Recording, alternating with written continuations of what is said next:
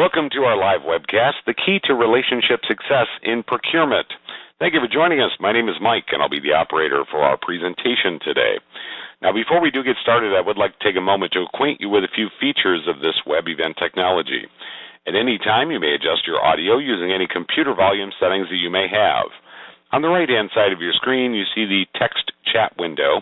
There's a large window which holds all of your sent messages and a smaller text box at the bottom where you can type in your questions. Send a question, click in the text box and type your text.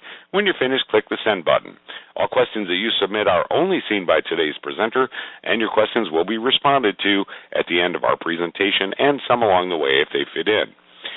You will also be able to ask questions, again, through that Q&A panel in the text chat. And with that, I'd like to move forward and introduce our speaker. We are joined today by John W. Hansen, writer and speaker at Procurement Insights. So with that, John, I'd like to welcome you to the program, and I'll turn the audience over to you. Well, thank you, Mike. And I must say it's a pleasure to be doing this with you again. I am looking forward to a very, very interesting and engaging discussion with all involved. Now, just to touch on this, before we get into the actual session, I want to talk a little bit about Zycus and their comprehensive source-to-pay suite. Now, their portfolio includes applications for both strategic and operational assets of procurement. That includes eProcurement, eInvoicing, spend analysis, eSourcing, contract management, supplier management, and financial savings management. The innovation and passion of Zycus is really behind their greater business goals and what they've been able to accomplish to date. Now, I've been covering them in the industry for many, many years, I think going back to 2007, and I've seen them grow both overseas as well as here in North America. And they serve some of the best-of-breed companies across all verticals, such as manufacturing, the automotive industry, banking, and finance. So just a thank you to Zycus for making this webinar possible. Now, going to reminder, after this particular webinar concludes, we're going to have a tweet chat, and we usually like to do this at the end of the webinars and give you an opportunity outside of this forum to share some ideas and thoughts, and we'll be joined by other procurement professionals, the likes of Kelly Barner from Buyers Meeting Point and such. So make note of the hashtag P2P-Buy-Oranges. I know it's a unique hashtag, so you'll certainly remember that, but make a note if you want to join us afterwards for a good Twitter chat. Now, I want to touch on today's agenda, and there's three key areas we're going to focus on.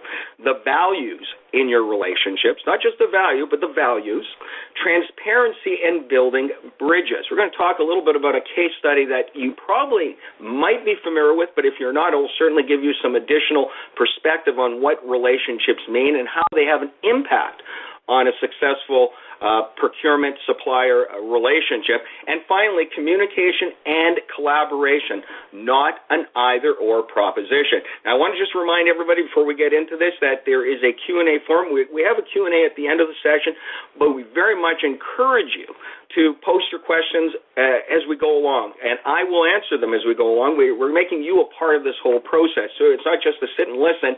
We really want your feedback. We really want to hear your thoughts, whether you agree or disagree. Whatever it is, we're not seeking consensus, we're seeking insight here, so I just want to remind you of that. But that's today's agenda. So now let's go to the next slide. One of the things I want to talk about, and, you know, I'm dating myself, I know. I go back to the era of punch cards.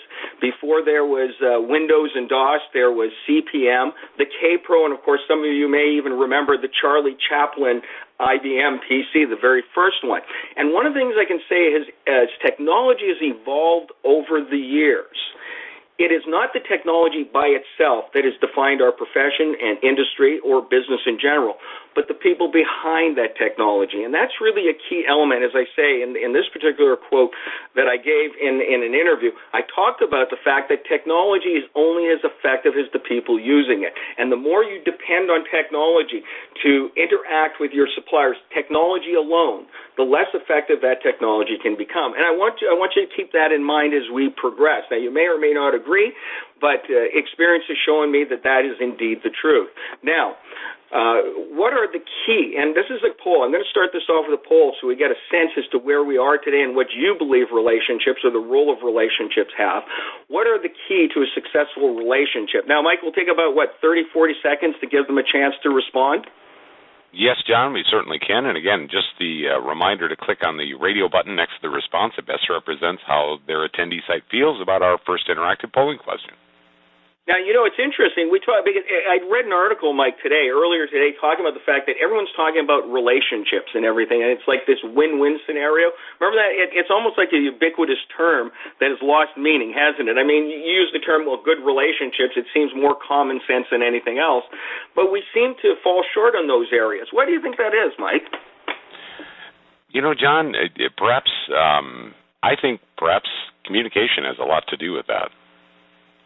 Now, you know what? In communication is a key, but the collaboration, I mean, we're seeing the results come back, and I see that the majority of those in attendance, 94% so far, and it's now closed, saying that communication and collaboration is indeed the key part of it.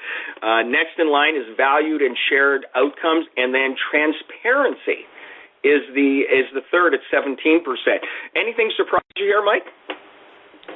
I don't think so, John. I really think, as you mentioned, with the collaboration part, along with communication, clear messages and the ability to then work on those messages, I think, is very critical. Well, it's going to be interesting, but I want you to keep this one thought on the collaboration and communication part. While it's important, the transparency element, and I'm going to just move ahead to the next slide because I'm going to touch on something that will lead into it. Transparency, a bridge too far. I don't know how many of you out there are familiar with the I-35 Minnesota bridge collapse. If you want, you can write a comment saying, yes, I remember, put in the Q&A section or the chat. But the I-35 bridge was a tragedy. A lot of people lost their lives when it collapsed. Now, one of the interesting things about this, and this is why transparency is so important, one of the interesting things here is that when that bridge collapsed, there was a sense of urgency, a crisis, to rebuild it. Not just for the fact that it was an important part of the infrastructure of the city, but because they wanted to honor the people whose lives were lost. And so what happened is the state of Minnesota abandoned or put aside their normal operations and how they acquired or procured the services and the goods to build a bridge. And what they did is they called their suppliers into a meeting with them. And they said, okay, we're going to open our books. We're going to work on a transparent basis.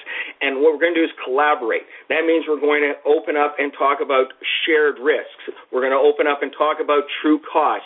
And we're going to have to do this because we're employing a new architectural approach that had never been done before, and we need to get this bridge built within a very short window of time, relatively speaking. So what they did is they eschewed all the things that they had done previously and worked with their suppliers to collaborate and build this bridge. The end result through all this process, and I want you to keep in mind transparency here, is that the bridge itself was built on time, on budget, and opened, and of course they were able to honor those who had lost their lives and create the infrastructure that was needed to restore that route, vital route or vein or artery into the city. But here's the point, and this is something that's interesting. After this happened, on future bridge projects, they reverted back to the way they did business previously, and they followed their protocols that were in place. The challenge with that was that the next bridge projects they had not only ran over time, they ran over budget. And so this leads into an interesting thought here, going to the slide. Why did the I-35 bridge project succeed, and why afterwards, when they reverted back to the way of doing things, did those other projects fall short? And so I looked at this, and looking in terms of what are the key factors, they focused on achieving the outcome first. It was the first priority. It wasn't an adherence to the way of doing things or the way we've always done things. It was a priority. They abandoned the old and familiar ways of doing things, and they recognized the difference in doing so between what they thought they needed in an agreement and a supplier relationship and what they actually needed to achieve the results. And a big part of this, and this goes into transparency, is adopting an open book policy. What happened is that they shared the risk. They had an understanding of true cost everyone came away the winner. And, we often use the term, and Mike, I talked about this earlier, the win-win scenario. It's such a ubiquitous term that it's lost all meaning, because really, is it a win-win? And I'll digress for a moment. Tim Cummins once wrote an article, and Tim Cummins is the CEO of the IACCM, and he talked about the fact that when it comes to the negotiating table, partners usually lie to each other about what they can do, by when they do it, and by how much or for how much they can do it. I mean, Mike, does that surprise you? Not in the least, John. Not at all. Now, why is that? I wonder if you can expound a bit, but I wonder if it has something to do with some trust issue. Well, you know what I think it comes down to is in a lot of ways, and excuse me, I sort of bumped ahead on that slide, in a lot of ways, we're taught an adversarial approach to procurement. For example, we have to keep our cards close to our vest. We know our cost. They have to know their cost. And we rely on what's known as a transactional mindset, which says that, we reach these terms to win the business. And, of course, the suppliers or vendors will turn around and say, we'll win the business first and worry about making it work later, even if they can't do it. Like the famous Richard Branson quote is, if somebody asks you to do something you don't know how to do it, say yes and then learn on the fly. So suppliers will sometimes take on, or in many instances take on projects for which they don't necessarily have that experience and expertise. And, of course, the buyers will rely on the contract and hold the supplier's feet to the fire if those contracts aren't being met. And that's why the later bridge projects, or after they abandoned the special approach that they took, is why those later bridge projects reverted back into falling behind and running over budget. You have to look at it and say, and what made this the Minnesota Bridge interesting is that everyone knew that they were employing a new architectural approach to building a bridge. No one had ever done it before. And that was the key part about this, is that everybody knew they hadn't done it before. Everyone knew that they had to build this. The focus was to get the job done and get it done right. And so what they did is they changed their parameters of operation. The sad part is they shrunk back and readopted those. And that's the real issue. And it raises the question, Mike, does it take a crisis for procurement people to work with their suppliers in an open and transparent way? I mean, that's really what it comes down to. Or are we forever going to be locked into, there's a winner and there's a loser, a zero-sum game? And I think that's really where the mindset has to begin to change with people. You have to look at it and say, what is the objective that is going to be achieved? How can we work together to achieve that objective best? And these examples of the I-35 bridge should be stakes in the ground for developing a new approach and a new way of engaging suppliers. That's what I think, and that certainly comes out in the end result of what happened with the I-35 bridge. So, any questions or comments? What do you think? Do you, audience, and again, put in there, a few people responded that some remember it and some don't remember the I-35 bridge.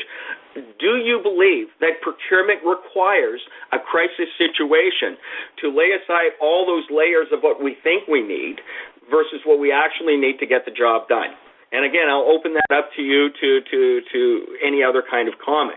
But I don't know, Mike, does that answer your question as to why there's this element of adversarial approach where we keep our cards close to the desk, to our chest, so to speak?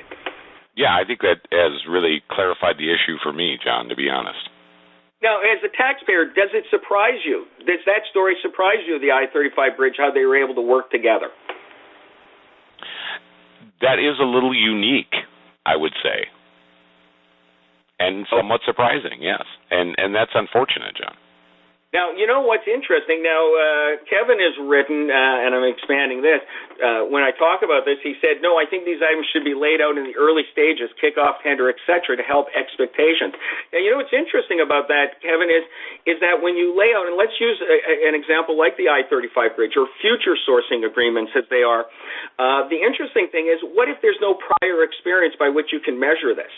Like, for example, with I-35, they're using and employing an architectural process that hadn't been done before. How would you suggest laying that out in the contract? Can you actually create a bulletproof contract where all the terms are laid out and it's basically, okay, everything's going to go smoothly? What about the situation like that? If they had done that with the I-35, do you believe that it would have been successful? So, Kevin, I'm going to put that out to you. You can, of course, respond to that, and thank you for the question. I really appreciate that. Catherine says, no, we have transparency and collaboration with our suppliers.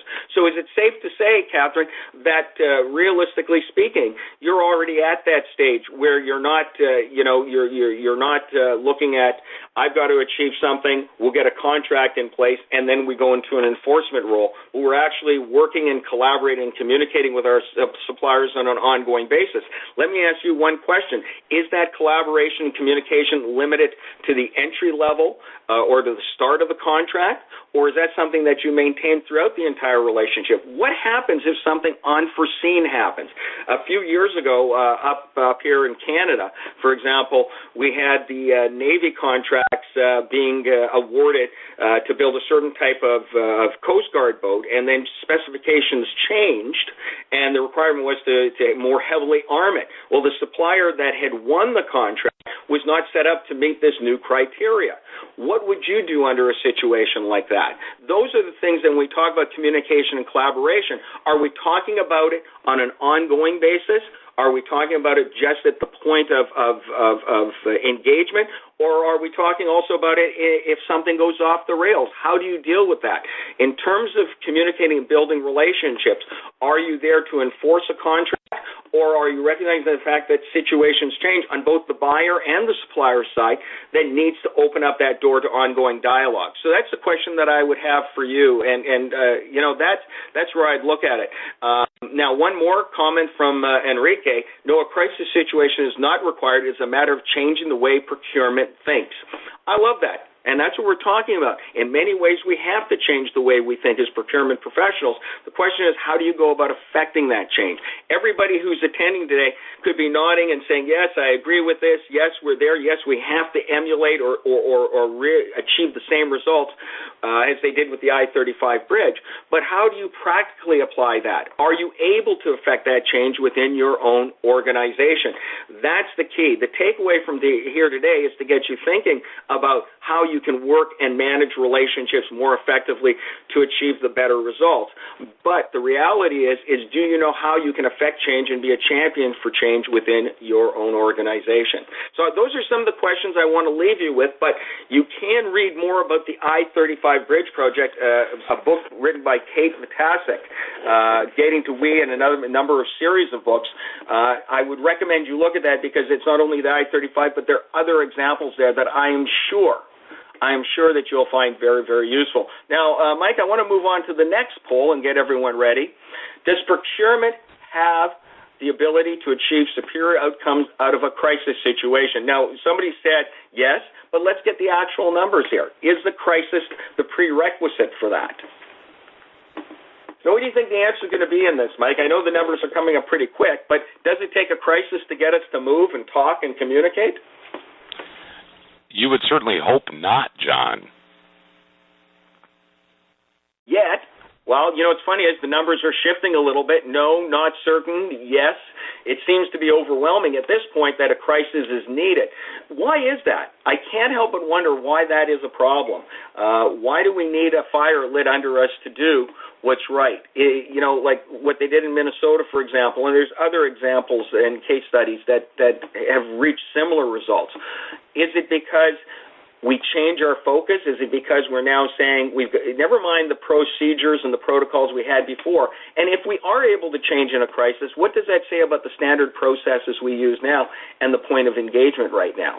That's really key. So now here's the second polling result, which is very interesting.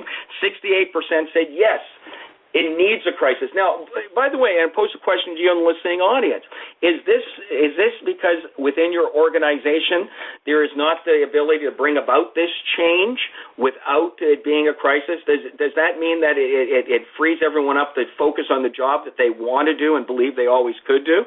And on the other side of that question, what these results say to me is if that's the case and you need a crisis, what does it say about what you're doing now? Do you believe in what you're doing now?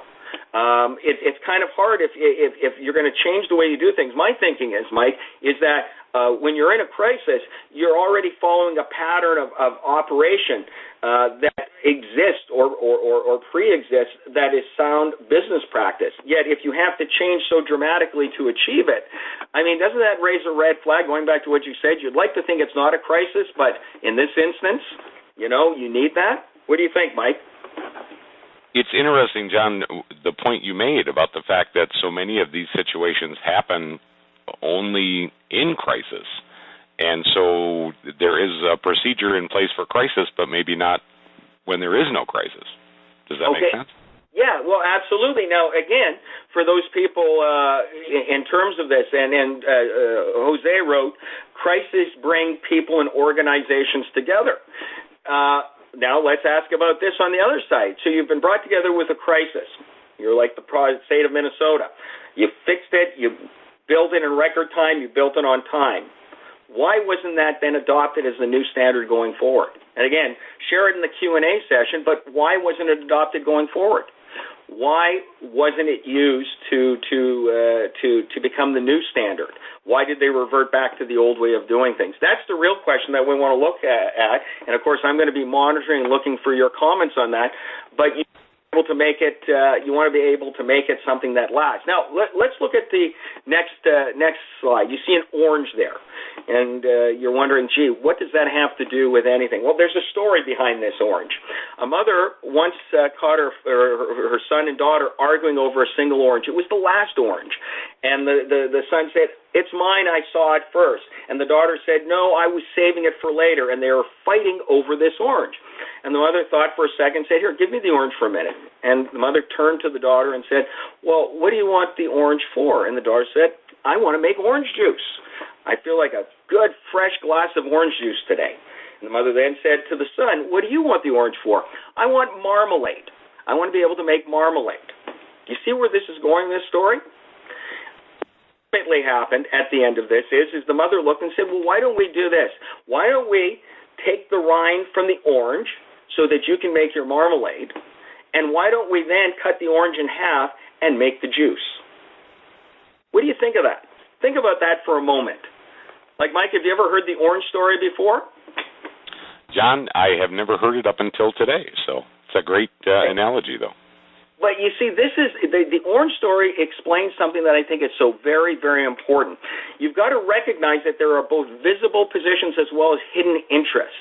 The why, as I call it, versus the what. Now, oftentimes when we're in procurement, and this is the zero-sum games, we're fighting over a single thing, and we're trying to get the best price. The supplier's trying to sell the highest price. I mean, the old adversarial mindset that has for so long, and still does to a certain degree, permeates our thinking. You know, I digress a bit, and I mentioned earlier Kate Vitasic. She was, before she became an author and a renowned speaker in our industry, she worked in purchasing in Microsoft, and they actually rewarded her. She received income based upon her ability to drive down the price with suppliers. And this was the basis for her book, interestingly enough, is that she saw the more successful she became, the less successful her supplier relationships became. Think about that for a second, because the incentives and the drivers were based upon the zero sum getting the best of someone else. There was no time taken to look at it and say, from this one transaction, this one business deal, what does each party get? That's really the key part of all of this. That's what we're looking at. What does each party get in terms of this? And so with the orange story, you look at it and say, how many of you have looked at this and said, wait a second, when I'm dealing with my suppliers, do I actually ask them what they want to get out of this relationship? Do I actually understand what their goals and objectives are? Or do you adopt the mindset, that's not my problem, I've got a contract, as long as they deliver to that, that's my job. I'm in transaction and enforcement. I'm not in building relationships. And that's really the key, is you got to look at yourself as a procurement professional, which way are you going? You know, we never used to ask, what is the benefit of the supplier in terms of getting this, getting out of our relationship? And the supplier asking, well, what's the benefit that the buyer is getting out of the relationship with me? That's really the key point that comes from this orange story. You've got to be able to look at it and say, wait a second, how can we make this work for both of us? And a key point to remember here is that a shared or common outcome does not have to be the same thing. A common goal, yes, you want to do things, but like the bridge, like anything you're going into, you want to achieve something together, but that achievement will mean different things to different stakeholders. Now, one of the things that Taylor just wrote is that leadership and top-down alignment buy-in to consistently staying adaptable and flexible helps to stay on the cutting edge. Without that, status quo will continue until a crisis. That's an interesting thought. So really what you're saying in short terms, Taylor, is it's really not up to us at the front lines or the procurement professional level. What it really is up to is the fact that we have to look at this and say, okay, who's in the leadership position and who is helping us get to where we need to go. That's really the key point that you're making, and I think that is very, very true. Everything begins at the top. It reflects it at the top. So a question I have to ask you here is, does it make you feel powerless in that regard relative to if you don't have that kind of buy-in at the top? Mike, what are your thoughts? I don't think there's any question, John, that you need that support from those upper levels. Well, you know what? Now, and if you don't have the support, what do you do? What exactly do you do? And I think that's the key here. So now let's go to the next one, and this is going to be the next poll number 3. In procurement, how important is it to understand the other person's supplier's position?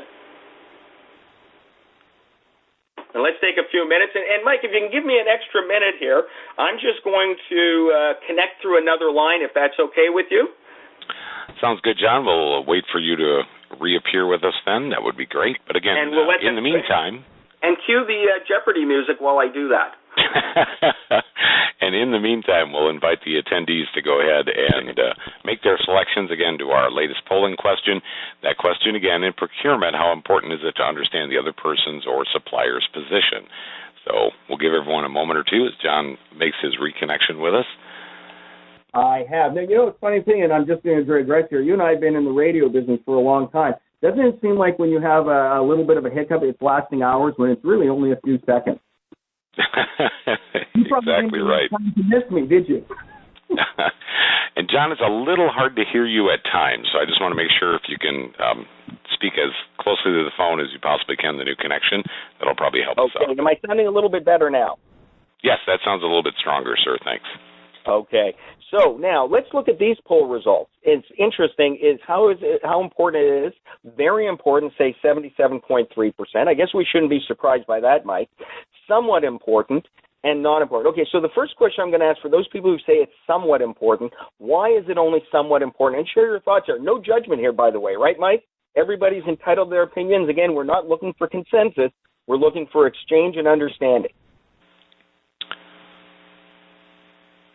Correct, and I think support from the top would seem to be very important, but everyone's situation is a bit different, John, too. So, yeah, in a lot of cases, and this could be an interesting question relative to this, is that if you look at the people's response and you say, okay, somewhat important versus very important, it'd be interesting to see in those organizations which, like the very important one, is that because it reflects the leadership's approach to procurement, and the ones that are only somewhat important, is that also a reflection? Now, somebody's just sent in, I'm not seeing the poll results. Oh, you're answering, Mike. See, you're so efficient. And they should be able to see those now, John. Right. Now, here's interesting. Taylor's come back and said, response to your question, I'm currently in a leadership position, so I state this as a personal reflection. As procurement staff, it is also important to bring this attitude mindset to leaders. So, Taylor, what Taylor's saying is that, realistically speaking, it does begin at the top. However, you can't sit muted on your hands in all of this whole process, because if you do, leadership may not necessarily pick up on everything. I guess that's what you're saying, Taylor, is that the front lines have to be as actively involved in this process as those at the top. It's a collaboration internally. Let me ask you this question. I wish we had another poll for this. How many feel that they have a strong relationship within their organization, or a collaborative relationship within their organization with not only their leadership but with their various departments? I mean, think about that for a moment, because let's say, they say charity begins at home, Mike. I mean, relationship building, if you don't know how to build it internally within the organization, how are you going to do it externally? And that's a very good point and a key. Absolutely. So now when you look at this, and I want to jump on to the next slide here. Let's see if I didn't jump too far ahead.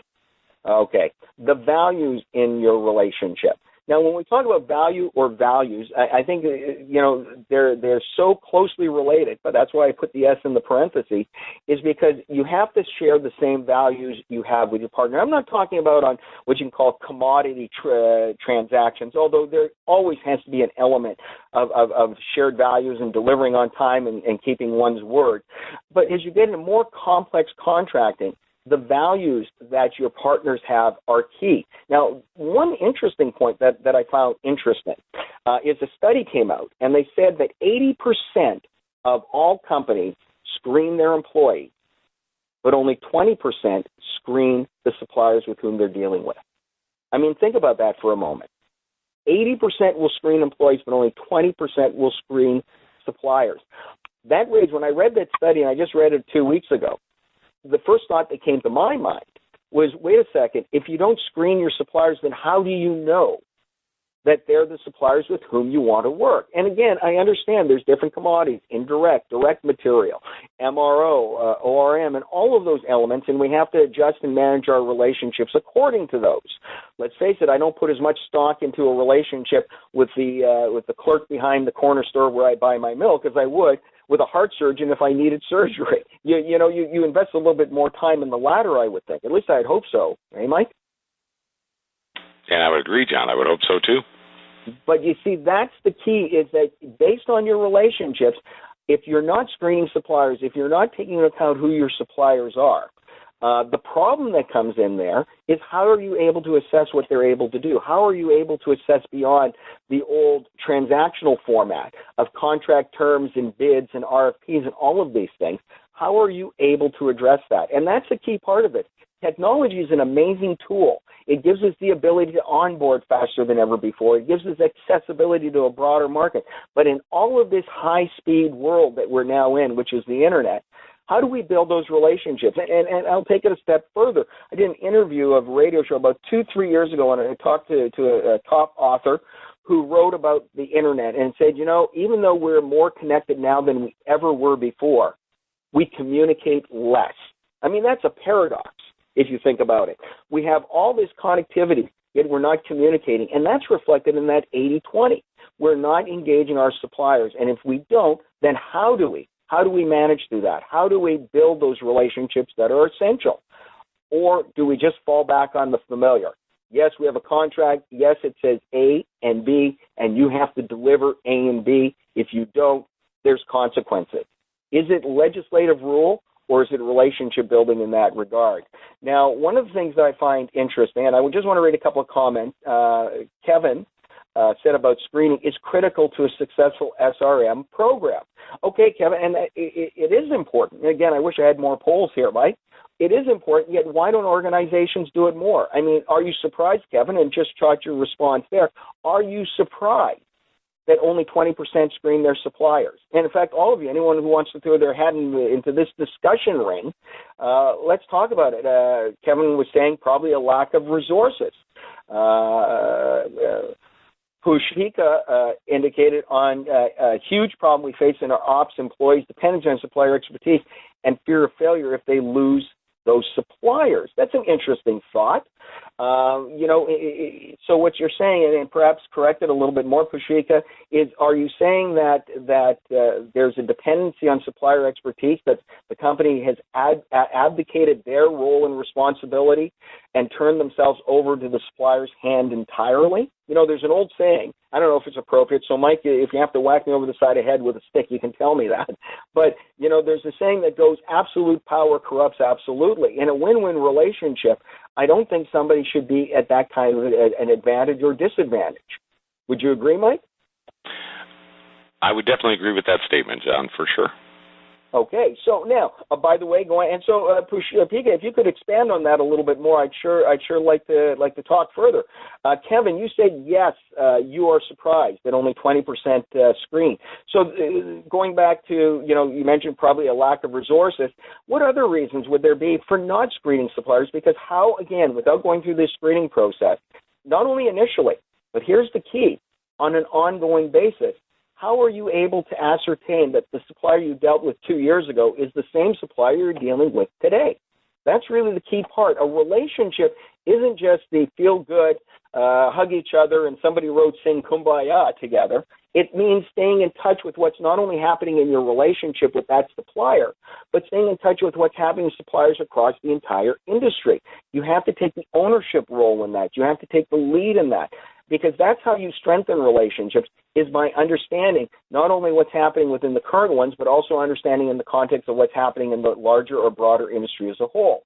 Now, relationships, there are a couple of key things that I want to bring up here, is that it's based on rational elements. So I don't want you to think that I'm talking about building relationships and contracts have to be abolished and we are, we're all doing something wrong, if we're not just all in a great spirit all the time.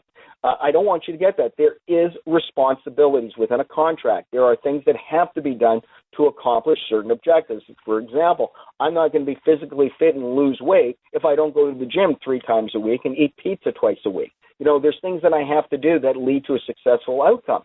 But I also need guidance of a physical trainer. I need guidance of ways in which I can do it better or new developments that happen. And that's one thing to note with contract and agreements, is that if you are into a contract, there are going to be changes that are naturally going to happen. I've seen buyer sides have objectives that started out at point 1, and by the time they got to point 3, transitioned to something entirely different. And I used that example of the Department of National Defense in Canada with regards to the Coast Guard boats being and the requirement after the fact, after the contract was awarded, to more heavily arm these vessels. You have to be able to do that as well. One thing somebody has mentioned, they're getting a little bit of feedback here. So I'm coming through clear, right, Mike? And John, from what I'm hearing at my location, yes, and we are working on the problem in the background for that particular attendee. Oh, good. Okay, so it's not my voice. Don't worry, I won't break out in the song. Anyway, that's what I'm talking about. Now, you still need the social elements, and I'll go back to the I-35. If there wasn't a trust, if there wasn't a relationship that they could say, look, let's lay our cards on the table, they would have never gotten past the functional elements of the agreement, of the contract itself. So when you look at relationship building, when you look at building relationships with your suppliers, you've got to look at it from the standpoint of, first of all, are they capable of executing? Secondly, do I have a relationship that has the changes happen, and change is inevitable? Don't go into thinking that just because I have an agreement today, 3 years from now, that agreement is still going to apply. It requires you to have that open dialogue and communication of trust. And then there's one more thing that's key. I'm going to go back to what Pushpika said, is the fact is that if you abdicate that responsibility, you lose the ability to ascertain what's happening in the marketplace. Far too often, procurement professionals are limited to what's immediately in front of them. But the reality is how many of you have gone out there and said, okay, what changes are happening in the industry? What changes are happening with the other suppliers in that industry? Is there something that I should know about? I'll digress and tell a story of a major retailer in the U.S. when I was called into to meet with them. This was back about 8, 9, maybe even longer years ago. And it was during the great period of vendor rationalization where the belief was if we compress the number of vendors we have, we'll be able to increase volume discounts. And this was focused on indirect MRO material. And this was a large computer retailer. And so we went in and I did an analysis of it, and I found that they were paying over and above about 21% higher than the going market price for those products and support MRO products. Now, what happened there is that what they did is they made the deal, they struck it, and then they forgot about it. And they assumed that it would always maintain that savings that they had originally realized in the early stages of the agreement. What they did count on is price fluctuation, industry dynamics, obsolescence of some of the components driving down cost, availability, and all of these factors. They wrote it, booked it, and forgot it. In today's world, you've got to continue to build the relationship and keep the relationship honest. And I will say this, you do have to keep it honest by knowing as much about the industry that your supplier is in as your supplier does. You need to be able to recognize that. Now, that gate swings both ways, interestingly enough, is that you look at the supplier side of the equation, and they're looking at what are we getting from this transaction? What are we getting from this relationship? Are we making money, or is it a deal that we need to have? And, I'll go back to the famous Vlasic pickle story from Walmart. And Mike, I don't know if you remember this story, but you certainly do know Vlasic pickles, right? Absolutely. Good pickles, great crunch. Love them. They have the huge jars. Anyway, Vlasic wanted to win Walmart's business, huge retailer, shelf space, etc. So what Walmart did as part of their negotiating standpoint is that they literally hammered Vlasic down to the point that they were offering a huge 2-gallon jar of pickles for the cost of a half-gallon jar of pickles, where they were selling everywhere else. And Walmart got the best price, and of course the transactions happened, the business happened, and they had a contract commitment to fulfill those orders. Vlasic eventually went under.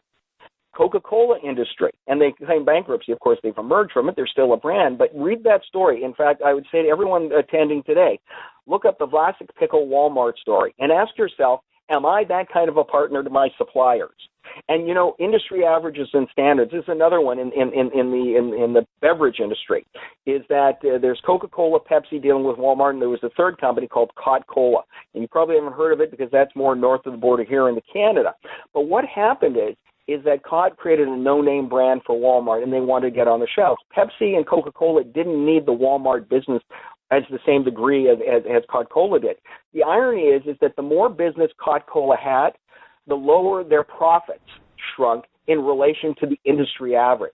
So you have to ask yourself this question: do I know enough about the industry to know whether or not my practices, what I'm negotiating, what I'm doing, is predatory to the well-being of my suppliers? And that's really a key part of relationship building. And I know some of you out there may say this, and again, I've been around a long time. Some of you may say, hey, that's not my job. My business is to get the best deal for my company, and I can walk away feeling good about that. And, Kate Batasic did that for a long time until the lights went out, saying is that the more that we harm our suppliers or have a deal that does not work to our suppliers' advantage, or going with what Pushpika said, where, fear of failure, if they lose those suppliers, there is never a win-win scenario. And just let me digress with another story. University of North Carolina runs on coal, at least it did. And I remember talking with their senior person years ago, and I saw him in negotiations with a supplier and hammered that supplier down. And, the supplier had no choice but to do business with them. And there was a smile of satisfaction on his face. 6 months later, I talked with him, and there was a problem. You see, coal can only come in by rail or certain means of transportation.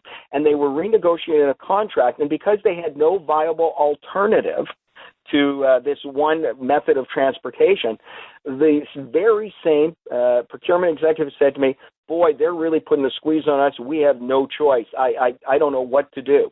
So, you may look at that and say that's what goes around comes around story. But the reality is that's a breakdown in relationships, because whatever you do out there will come back to you. And in the new world of procurement, we look at relationships beyond the ink on the contract. We look at understanding the impact that we have and recognizing this. And we ask the big question. And the big question are you as good of a partner to others as they are to you? Now, I'm going to keep this open right now in the Q&A, because I'd like to see some comments on that. Are you as good of a partner to your suppliers, to others, as they are to you? That's a telling question. That's the measurement. And, by what standard do you use it? As I alluded to before, all relationship building is not just a matter of saying you want a relationship, not just a matter of putting it into lip service, but doing your homework, understanding the industry, understanding, the transparency and the open book framework, especially on complex contracts, because as you probably know, there is no shortage of nightmares out there of contracts that have run off the rail. Karen Evans, I interviewed on my radio show, Mike. She was the former CIO for the federal government under the Bush administration. And I found very interesting, she talked about all the projects that would run off the rail, and she would have to intervene and build that rapport and build that relationship. And one of the things that I remember as I was listening to her tell me these stories, one of the things that I thought is why do we wait to build a rapport after the fact? Why do we wait to engage until after there is a problem? And that's really the key thing. You have to look at this, is going in. Are you structuring your relationships for success, or are you setting them up for failure? And that's really the key part of things. Know your market, know the supplier industry, not just the paper in front of you that tells you what you have to do as a procurement professional. And this brings us back full circle now, Mike. It brings us back to the technology. In the old days, when eProcurement solutions were referred to, and I consider this a derogatory term, is that it was considered a bolt-on solution to the ERP world, or the ERP application in the background. Procurement and procurement professionals and departments had to line up with everybody else in the company just to get their wishes submitted so they can get the functionality that they were looking for. And a lot of these initiatives, ERP initiatives, span years, overarching periods of time with huge sums of money and investment, and very few of them were successful. Now, Gartner talked about the postmodern ERP era, and that's a key thing to remember, and I encourage you as an audience to look that up. But now gone are the days where the ERP, and some say it's the tail now wagging the dog, but the ERP is an important part, but it's a legacy system that can drag down a procurement department. And so there's so much greater focus on the new emerging technologies, the new cloud-based technologies that are available, where onboarding is faster, where you have this information available, and where you have actual data and insights on your business immediately or close to immediate, as opposed to the old days with the ERP systems where you might have to wait a couple of months again. By that time, it's stale data. So this is where technology ties in. And remember, at the very beginning, I talked about the fact of my years in the procurement world, but not just that, the high-tech marketplace. I talked about the fact that technology loses its relevancy and its effectiveness the more we surrender to it completely. People are still the engines that drive the technology and its effectiveness. But now what's happened is the emerging, and I call them titans of the SaaS world, at least I did a few years ago, these emerging organizations coming through with the new technology, cloud-based, which are installed in a matter of weeks and days instead of months and years. Now you have that capability available to you. You no longer have the excuse not to be able to broaden your engagement of the market. And in fact, I believe the procurement profession is going through a major transformation now. What's happening is that the curriculums are changing to provide a more rounded procurement. And, this started back. There was a CPO agenda roundtable discussion with major executives from large companies from around the world. This was back in 2007. And I wrote about it quite a bit on the Procurement Insights blog.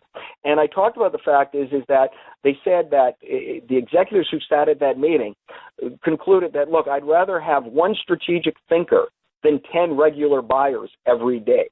Now, back then, there's a little bit of offense taken by people because, buyers, procurement people, that's our job. But strategic thinking was possible only in concept back then, but now the technology has come around to make it more accessible to everyone. You have to become more strategic. You have to look outside of the framework of what you're familiar with and embrace those things which are maybe new. Now, it helps, and going back to one of the individuals who responded in the Q&A section, it helps when you have that top-down thinking. I think, Kevin, you're a leader within your organization. It helps when you have that. But I'm sure you'll agree, Kevin, that the initiative also has to come from the other direction. And that means if you're a procurement professional, look at what you're doing. Now, I want to digress with one more thing before I go to the next slide, and this is most telling. I did a poll at a conference I spoke at a couple of years ago, and I gave a series of lectures to several hundred people. And one of the things that I asked in each of those lectures was, knowing what you know about procurement now, would you choose it as your profession? And, it was kind of an interesting question. It was kind of like a fun question, and, one I was interested in finding out. And what was interesting is the majority of people who responded said, if I knew then what I knew now, I would have never chosen procurement as a profession. I mean, Mike, how does that sound? Somebody's not happy in their job, right? That is what it would indicate, doesn't it, John?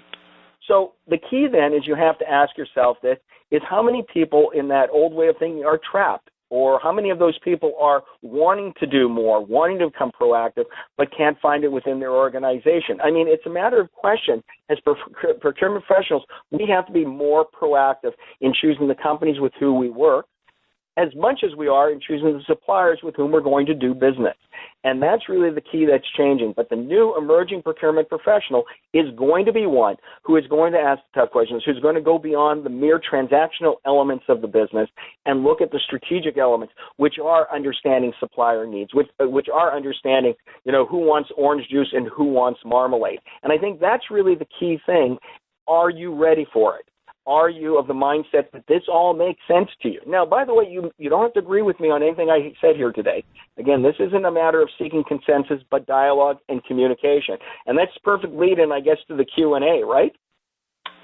Sounds good to me, John. So we'll remind everyone, text chat located on the right-hand side of your screen. If you'd like to submit a question, type your question in that small text box at the bottom, and when you're finished, click the send button. A great number of you have already been interacting throughout the presentation, and so at this time we'd like to give you the opportunity to take advantage of the time we've left remaining with John to answer any additional questions that have come to mind through the talk. Now, you know what, one of the questions that I usually get, Mike, while we're waiting for them to type it in, is how do you affect change within your organization? How do you create that if they're not moving in that direction? And I think, you know what, I'm going to put this to Kevin. I've appreciated, I've mentioned Kevin several times, but he's been very vocal in this, and I appreciate that. Kevin, as a leader, I mean, how would you respond? What would be the best way to approach change or changing the way upper management perceives the way in which procurement operates, and to make these kind of changes, to become more relational? How would you want it framed to you to be able to get there? I think that's a key thing. So I'm going to wait for your question or answer in there. See, you're part of the program. But one of the things that I always say is that first and foremost, when you look at your organization, you have to ask yourself before you even are working with them is, how many of us in an interview with a company actually ask questions and screen the organization themselves or the person doing the hiring to find out if we align with what they want to be able to do. Now, and what we want to accomplish. Now, one of the interesting things, and this is the statistics that's true, and I grew up in an era where there was cradle-to-grave employment, where you would be in a situation where you started a company and you stayed there all your life. Well, the average employee now changes jobs every 2 to 3 years, which is pretty short time frame. Back in those days, and I don't want to drag you down on this age thing with me, Mike, but back in our time, if you changed job every 2 to 3 years, it was a sign of irresponsibility, wasn't it? Absolutely. So now, 2 to 3 years, what does that say? Why is there so much mobility in our industry? And going into the very, very beginning, I believe it's a couple of things. Number one, on one poll result that I did, it said that they believed that this was the best way to get increases in salary, and because talented people were in such high demand, they could move and had many opportunities, and no one raised questions as to why they were moving again for the third time in 9 years. But the other side of the coin is that a lot of people came back and said they did not expect what they had ultimately ended up with in terms of the company's direction and the environment. And I guess, that's a real key. How many of you are in a position right now where you feel you could be doing more, you should be doing more, but you feel handcuffed? What's your solution and what's your answer to that? And that's really the key part of going back to that question. The best way to affect change is to, first of all, avoid having to make change by asking the questions once you're starting to look at or consider another company. Do your homework. Is this an organization that is forward-thinking? Is this an organization who is sharing the same values that I have? See, relationships go all the way through, end to end, from both within the company to externally. What happens if you're in a company that isn't moving? What happens if you're locked in and it's not going in the direction you're going in? Well, it's easy for someone to say, well, look for another job, and obviously a number of people do. But you've also got to ask yourself, what kind of dialogue have you put together to affect change? It's one thing to say we need to change, we need to do it better. But as a leader, when I look at this, and when I was a VP of a publicly traded company, one of the things when people came to me with ideas, the ones that I gave the most credence to were the ones who had done their homework. They didn't just come up and say, this is something we should do. They actually provided a case saying, this is why it needs to be done. Here is what my research has done. Here is what I found out. Here is why we have to do it. Here is how we have to do it. So you're just not creating noise for change. What you're doing is you're substantiating change. So if you're in an organization right now that seems to be locked in a static circle of what you call, I guess, the Cullens doom loop, where nothing ever changes, no matter how many initiatives are started, ask yourself, have you done the homework to substantiate and build a case for that change? Now, if you do that and you still do not have traction, then you have to look elsewhere. It's just the truth of it all. One story, and I'll put it like this too, is that some people are locked in there, but many of you are probably familiar with a large energy company out of North Carolina. And I met with the VP of purchasing, and he'd been there a long, long time. And when I was talking with him, he was saying, I'm championing a new technology because energy companies do spend a lot on indirect MRO materials, obviously, to support their infrastructure. And I'm championing and giving insight information as to how this organization can put themselves and insert themselves into the right places in the organization so that they get their message heard and we can move forward. And I said, so you're really working in the background quietly? And this gentleman said, yes. I said, is that the most effective way? And he paused for a moment. I'll never forget this. He looked at me and he said, I'm not sure that it is, but here's my reasoning. I've been here a long time, and if I put my neck out on the line, and this is a VP, if I put my neck out on the line to implement this new technology, and this was back 10 years ago where the SaaS and on-demand model was really in its infancy, and it doesn't work out, I'm retiring in 2 years. I don't want that to be my legacy. On the other side of the coin, this individual said, is that if I champion it and put my neck out there and it's a success, that's great, but I'm gone in 2 years. Now, I'm not criticizing the individual who said that, but what I am saying is this, is what kind of management do you have? What kind of senior executives do you have at the top? Are they more for playing it safe? Are they more for playing from a position of fear? Or are they actually looking at what they're doing and saying, we're open to change? So you've got to assess the senior management that you have, and you want to avoid that kind of, it's the way we've always done it, so we'll continue to do it kind of thinking. Because the industry is changing. Procurement is even more strategic now today than it ever was, especially with increasingly globalized supply bases. The technology limitations that were in place 10 years ago, the platforms such as what Zycus offers, organizations like that are able to now really empower procurement people to do a better job, to have access to more information, to streamline the process that frees them up to focus on what they need to focus on. The genius of humans, as one industry pundit told me, is focus on what they do best, strategic thinking, and leaving the Monday tasks that in the past they were bogged down with to the technology. And I think that's the key of where everything is. So when you look at doing this, again, the suggestion is that if you're starting with a new company or looking to make a move, interview them as much as they interview you. And if you're in an organization that is static, don't just cry for change, but actually do your homework and present a case for change. And then you'll be surprised maybe change might happen. And if it doesn't, you at least have your answer, and you can look for greener pastures somewhere else. Now, I have one more thing. Let's see now. A couple of things. Andrew. Could you provide some resources to learn more about specific industries? We use Gartner, but wanted to see what other resources might be recommended. Well, what we'll do is I have my contact information, Andrew. I believe it's available, right, Mike? Yes, I believe it will be, sir. Okay, so Andrew, I encourage you to send me a note, and I'll send you the links to multiple sources. Gartner is one source, but there's many other sources that are out there of information that you can use, and I'll be happy to provide you with a detailed list. Janice asked, will this webinar be available for reviewing on the ISM site? Kathleen Lacey is already answering that, so you'll have your answer in a moment. Barring that, I think we're pretty much done. We're down to the 2-minute time frame.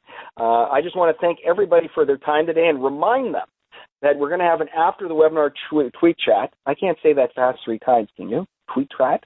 Forget it. Mike? I can't say Okay, that was a little funny, right? Very. Okay. There you go. That encourages my stand-up comedy act.